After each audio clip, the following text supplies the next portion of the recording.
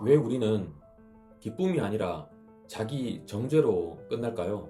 구원을 받았음에도 왜 항상 힘이 들까요? 은혜로운 설교를 들었어요. 예배도 드렸고요. 말씀도 받았습니다. 그런데 왜 마음은 더 무거워질까요?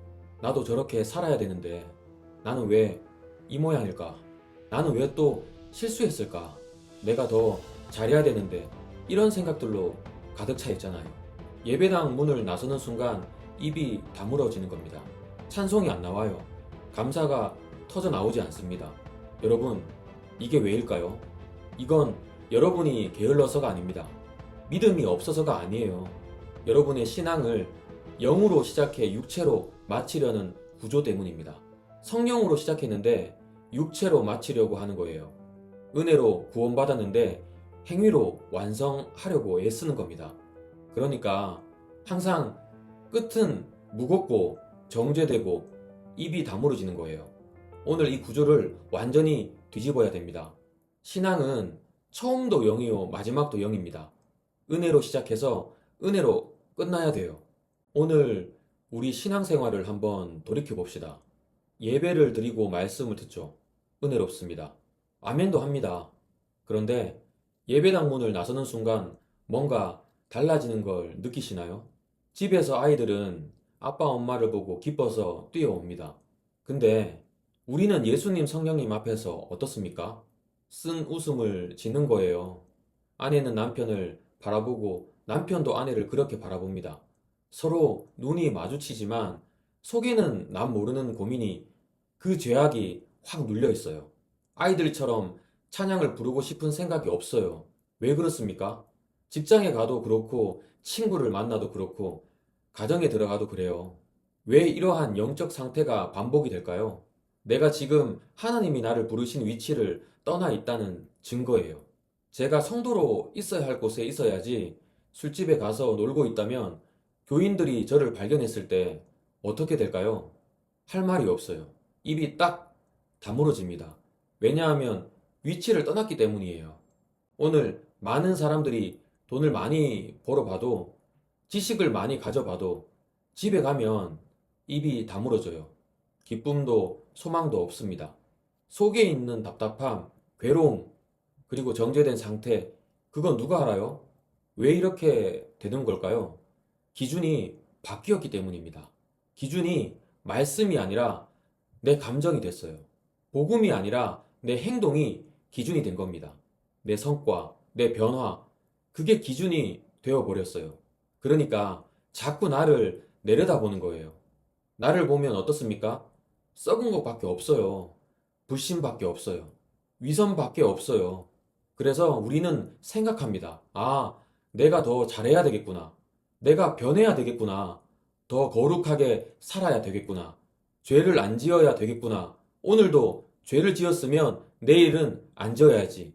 그렇게 다짐만 합니다. 그런데 여러분, 그렇게 다짐하고 노력하면 어떻게 됩니까? 더 죄를 짓게 돼요. 왜냐하면 그건 나를 다시 살리는 행위거든요. 십자가에 죽은 나를 다시 살려서 뭔가 해보겠다는 겁니다. 세상 사람들이 술 먹고 노래 부르는 거, 그게 노래입니까? 탄식이지? 노래 내용들이 전부 왔네, 떠나갔네, 잃어버렸네, 전부 탄식 얘기잖아요. 진짜 노래는 찬양입니다. 생명에서 나온 그 노래는 찬송뿐이에요. 더 잘해야 한다는 신앙은 결국 나를 바라보게 만드는 신앙입니다. 우리 성경을 한번 봐요. 야곱이란 사람 아시죠? 이 사람 훌륭한 사람입니까? 아니에요. 사기꾼이에요. 야곱이란 이름 그대로 속이고 거짓말하고 자신의 뜻을 쫓아 사는 사람이에요. 아버지 속이고 형 속이고 결국 집을 떠나게 된 겁니다. 방황하게 됐어요. 들판에 잠을 자는 신세가 됐고요. 비참하게 누워있는 야곱, 그런 야곱에게 하나님이 꿈을 주신 거예요. 야곱이 착한 일을 많이 했기 때문에 꿈을 주신 게 아니에요. 하나님의 뜻에 합당한 일을 많이 했기 때문도 아닙니다. 여기 보니까 사닥다리가 땅에서부터 하늘에 닿고 하나님의 사자가 오르락 내리락 하여 하나님이 위에서 서서 말씀하십니다. 너 누운 땅을 내가 너와 내 자손들에게 주리니 내 자손이 동서남북에 편만할지며 땅의 모든 족속이 너로 인하여 복을 얻으리라. 그리고 이렇게 말씀하십니다. 내가 너와 함께 있어 어디를 가든지 너를 지키며 너를 이 땅으로 돌아오게 하리라. 내가 내게 허락한 것 다 이루기까지 너를 떠나지 아니하리라. 이게 야곱에 대한 하나님의 약속입니다. 여러분, 야곱이 뭘 해서 이 약속을 받았습니까? 아무것도 안 했습니다. 선한 일이라고는 한 일이 없는데 하나님이 일방적으로 이 꿈을 주신 거예요. 이게 은혜의 본질입니다. 자격이 아니라 하나님의 주권이에요. 조건이 아니라 약속입니다. 그런데 우리는 어떻습니까? 이 은혜를 듣고 나면 곧바로 이렇게 바꿔버려요. 아, 그래. 하나님이 이렇게 은혜를 주셨으니까 이제부터는 내가 더 잘해야지. 하나님이 나를 이렇게 사랑하시니까 나도 죄 안 짓고 살아야지. 이렇게 되는 겁니다. 왜 이런 전환이 일어날까요? 은혜라는 것이 뭔가 보이지도 않고 통제가 불가능하기 때문입니다. 내가 손으로 만질 수가 없어요. 내 눈으로 확인할 수가 없습니다. 근데 노력은 어떻습니까? 보이고 관리가 가능해요. 오늘 나 기도 30분 했다. 성경 3장 읽었다. 헌금 11조 했다. 이건 보이잖아요. 그러니까 우리는 은혜를 받는 데서 끝내고 유지하고 완성하는 건 다시 내가 하려고 하는 겁니다. 은혜로 구원받았는데 행위로 완성하려고 애쓰는 거예요. 성령으로 시작했는데 육체로 마치려는 겁니다. 여러분, 하나님이 야곱에게 뭐라고 하셨습니까? 내가 내게 허락한 것 다 이루기까지 너를 떠나지 아니하리라. 누가 이루십니까? 하나님이 이루시는 거예요. 야곱이 이루는 게 아니에요. 그런데 우리는 은혜를 받고 나서 다시 나를 붙듭니다. 내가 뭔가 해야 된다고 생각하는 거예요. 은혜를 받는 건 하나님이 하시는데 유지하고 완성하는 건 내가 해야 된다는 그 습관, 이게 문제예요. 오늘 우리에게 구원 얻은 믿는 사람들에게 전쟁의 범위가 어떤 겁니까? 무엇이 전쟁일까요? 구원 얻자마자 무서운 마귀가 내 주변에 돌아다니면서 전쟁하는 게 전쟁일까요? 아니죠? 나와 전쟁하는 겁니다. 많은 사람들이 전쟁이 뭔지 몰라요.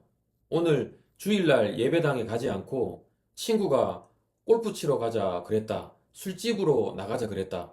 그 마귀 유혹을 물리치는 게 신앙생활 전쟁인 줄 생각을 다 하고 있어요. 절대 아닙니다. 전쟁은 주님이 다 나를 위해서 해놓으신 것을 부정하는 거, 의심하는 거, 이 속에서 저게 진짜일까? 그런 의심나는 모든 것을 사탄아 물러가라 외치는 게 전쟁입니다. 마귀는 술집에 꽉 차 있는 게 아닙니다. 교회 안에 꽉 차 있어요.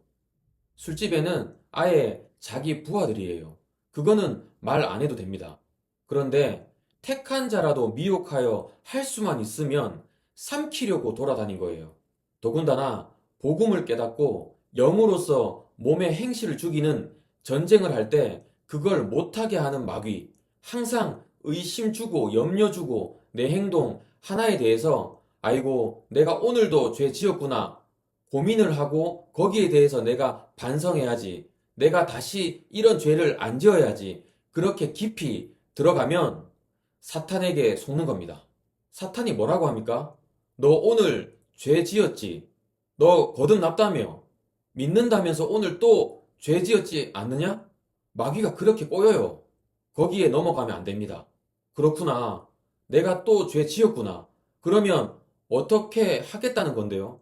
이미 나는 십자가에 죽었는데 그게 나를 살리고자 하는 게 마귀 수작이에요. 살려놓으면 안 됩니다. 거기 넘어가면 오늘 우린 신앙생활 할 수가 없어요. 죄를 안 지으려고 애를 쓰면 죄를 짓게 돼요. 나의 모든 죄를 용서해 주신 주님의 은혜를 찬양하고 감격할 때 죄를 안 짓게 됩니다. 여러분, 내가 살아서 죄를 안 짓겠다 노력하면 죄를 짓게 돼요. 내가 나를 살려놓으면 안 됩니다. 죽인 것을 내가 살리면 안 돼요. 끝까지 영으로서 몸의 행실을 죽여야 됩니다.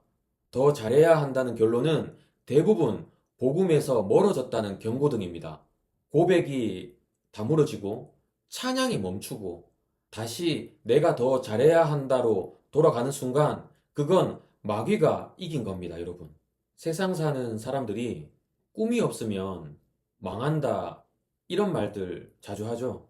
특별히 젊은 사람들에게 꿈이 중요하다고 얘기하죠. 우리 성경에는 사람이 종기에 처하나 깨닫지 못하면 망하는 짐승과 같다라고 이렇게 말씀을 합니다. 사람과 짐승이 다른 점은 사람은 꿈이 있기 때문이에요. 그런데 세상이 말하는 꿈과 복음의 꿈은 완전히 달라요. 세상은 꿈이 없으면 망한다고 말하지만 성경은 복음의 꿈을 이루면 입이 다물어진다고 말합니다. 야곱에게 주신 꿈을 한번 보자고요. 사닥다리가 하늘과 땅에 닿고 하나님의 사자가 오르락 내리락 합니다. 이 사닥다리가 하늘과 땅을 연결시켜 주신 분, 하나님이 하늘에서 땅으로 피조물이 되어서 사람이 되어서 오신 겁니다. 성육신하는 거예요. 말씀이 육신이 되어 우리 가운데 거하심에 이 말씀 안에 예수님이 세상에 내려오신 것, 그걸 우리가 연상할 수 있습니다. 요셉의 꿈은 어떻습니까? 요셉이 꿈을 꾸고 형들에게 고하니까 형들이 미워합니다. 결국 은 20에 팔려요. 억울하게 감옥 속에 들어가서 삽니다. 그 감옥을 통과해야만 애굽의 총리가 돼요. 이 꿈은 예수님이 형제들에게 유대인들에게 미움을 받고 은30에 팔려서 십자가 지시고 부활 승천하셔서 만왕의 왕이 되신 겁니다. 온 인류를 다스리는 주가 되신 거예요. 요셉이 그림자로 보여준 거죠. 그렇다면 예수님이 성육신 하셔서 은30에 팔리고 죽으시고 부활 승천하신 것은 누구를 위한 겁니까? 여러분과 나를 위한 겁니다. 여러분의 지금 위치가 어디입니까? 영의 위치가 보좌 우편에 있습니까? 어디입니까? 보좌 우편이에요. 이 성경 내용을 믿는 순간에 그것이 나의 꿈이에요. 꿈이 이루어지는 겁니다.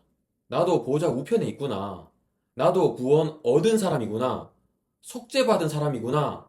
예수 믿으라는 말은 그걸 믿으라는 얘기입니다. 성도는 더 잘 버티는 사람이 아니에요. 복음의 꿈, 이미 이루어진 것으로 살아가는 사람이에요. 야곱의 꿈이 내 꿈이고 요셉의 꿈이 내 꿈입니다. 이 꿈을 발견했을 때 원동력이 되는 거예요. 어떤 환경도 견딜 수 있는 힘이 됩니다. 요셉이 억울한 감옥에서 나오기를 원했습니다. 그래서 감옥에서 나가는 장관에게 내가 너를 이렇게 선대했으므로 가거든 왕에게 내가 억울하게 감옥에 갇혀 있다고 좀 얘기해 달라, 좀 부탁해 달라 간곡히 말했습니다. 그런데 이 장관이 석방되고 나니까 얼마나 기쁘고 좋은지 만사 다 잊어버리고 갔는데 복직을 했는데 요셉은 잊어버린 거예요. 요셉이 아무리 기다려도 좋은 소식이 안 와요. 얼마나 원망을 했을까요? 우리 육신은 원망되죠. 하나님께서 죄도 없는 나를 이곳에 오게 하시고 왜 환난을, 고통을 이렇게 주십니까? 라고 말할 수 있죠. 고백할 수 있습니다. 그런데 오늘 시편 기자가 이게 벌써 예언한 말이에요. 하나님의 말씀으로 단련 받아야 된다는 겁니다. 여러분, 장관이 나가서 요셉의 얘기를 해도 총리가 안 돼요. 누가 꿈을 꾸어야 되잖아요. 장관이 아니고 바로 왕이 꿈을 꾸어야 됩니다. 바로 왕이 꿈을 꾸는데 이 왕은 꾼 꿈도 모르겠고 해명도 몰라요. 그때 장관이 깨달은 겁니다. 아, 요셉을 얘기하자. 히브리 청년 하나가 감옥에서 저에게 이렇게 했습니다. 라고 보고하는 거죠. 왕이 그를 불러들여서 꿈 얘기를 쭉 하니까 아, 맞다. 내가 어젯밤에 그 꿈 꿨다. 그럼 그 꿈 뜻이 무엇이냐? 요셉이 바로 왕에게 해몽을 다 해주었습니다. 그때 왕이 히브리 청년인데도 자기 나라 민족이 아닌데도 나 대신 애굽을 통치하라. 총리를 세운 겁니다. 이게 하나님의 시간이에요. 요셉이 일찍 나갔더라면 총리가 못 됩니다. 하나님의 말씀으로 단련 철저히 한 후에 하나님의 뜻이 이루어졌을 때 요셉은 애굽의 총리가 되어진 거죠. 오늘 우리는 내가 시간을 정해놓고 주님 맞춰 축복해 주세요. 그래요. 내가 시간을 정해놓고 내가 살아 움직이면 항상 이렇다는 거죠. 더 잘하려는 신앙은 시간을 내가 정하는 겁니다. 내가 언제까지 이렇게 돼야지. 내가 올해는 이만큼 성장해야지. 이렇게 계획을 잡는 거예요. 그런데 복음신앙은 시간을 하나님께 맡기는 겁니다. 내가 십자가에 죽어버리고 하나님 안에 있으면 모든 게 하나님의 시간을 따라 움직입니다. 하나님의 시간 대신 내 시간을 붙잡고 하나님의 말씀으로 단련받는 시간을 견디지 못하고 빨리 결과를 보려고 할 때 그러면 총리가 될 수 없어요. 여러분, 나를 자꾸 내려다보지 마세요. 여기 썩은 것밖에 없잖아요. 불신밖에 없어요. 여기는 위선밖에 없습니다. 아무것도 없어요. 어디에 기쁜 소식이 있냐? 예수님의 십자가 부활의 기쁜 소식이 있잖아요. 예수 그리스도가 오셔서 십자가에 죽으시고 부활하여 여러분과 나를 완전히 하나님의 아들로 만드셨습니다. 그 만드셨다는 그 말만 받아들이면 돼요. 나 같은 죄인을 죄인이기 때문에 오신 겁니다. 여러분 의인이면 주님 안 오세요. 왜 오셔야 돼요? 여러분이 죄인이기 때문에 지옥 갈 존재이기 때문에 오신 겁니다. 여러분 대신 죽으시고 부활하여 해결해 놓으신 겁니다. 그런데 사탄은 뭐라고 합니까? 너 오늘 죄 지었지 않느냐? 행동이 너 죄인이 아니냐? 그럴 때 그래 맞다. 네 말이 맞아. 그러나 내가 찬양하는 것은 그 죄를 용서해 주신 예수를 찬양하는 거야. 이미 구원해 주신 주님을 찬양하는 거야. 라고 하시면 됩니다. 사탄아 물러가라는 그 싸움은 환경과 싸움이 아니에요. 의심, 정죄, 자기 성찰과 싸움입니다. 진리는 예수님이 나 대신 빚을 갚았다는 겁니다. 그걸 시인하고 내 몸에서 일어나는 감정, 느낌을 사탄아 물러가라고 외치는 것이 전쟁입니다. 여러분, 내려다보지 마세요. 내려다보면 죄밖에 없어요. 그 죄를 용서해 주신 주님을 지금도 찬양하셔야 돼요. 신앙이 더 잘해야 한다로 느끼고 계시다면 다시 복음의 꿈으로 돌아가야 합니다. 십자가의 은혜를 그냥 누리시며 감사로 오늘 하루를 살아가시면 돼요. 그 삶이 부부와 자녀와 직장과 사회에서 그리스도의 향기로 주님의 일을 하게 되는 것입니다. 이미 받은 은혜를 누리며 사세요. 아셨죠? 감사합니다.